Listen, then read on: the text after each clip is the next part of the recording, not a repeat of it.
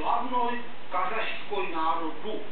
Je to nejprodávanější i nejvypalovanější DVDčko v Kazachstánu. A hned za ním je Jakubiskův Nurpagradní Bádhory. Borak Sagdijev je nejlepším televizním reportérem kazašské státní televize. Ta ho vyšle do USA, aby natočil dokument o zemi neomezených možností. Přesně tak se britský komik Sacha Baron Cohen v přestrojení prezentoval během svého partizánského natáčení. Cohen se krutě baví na účet americké veřejnosti, když se s vážnou tváří coby reportér malé země ptá prodejců, která zbraň je vhodná k obraně proti Židům a zdali auto vydrží náraz do skupinky cikánů.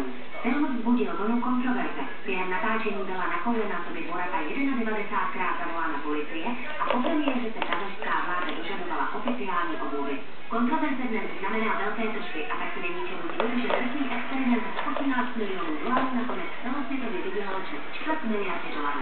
Tak a ještě jednou o drsných mariáčích, drsný časy.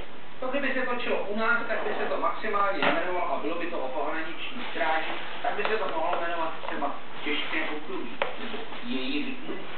Ale tady to je ze života jednoho drsného ex-marináta. Takového chlapka, když potkáte na ulici v Praze třeba, tak se ho zeptáte, prosím vás pěkně, nezlobte se, mohl bych se zeptat kolik hodin a on vám odpoví,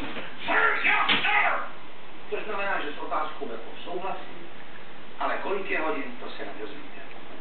Jim Davis je člověk, jemuž byste rozhodl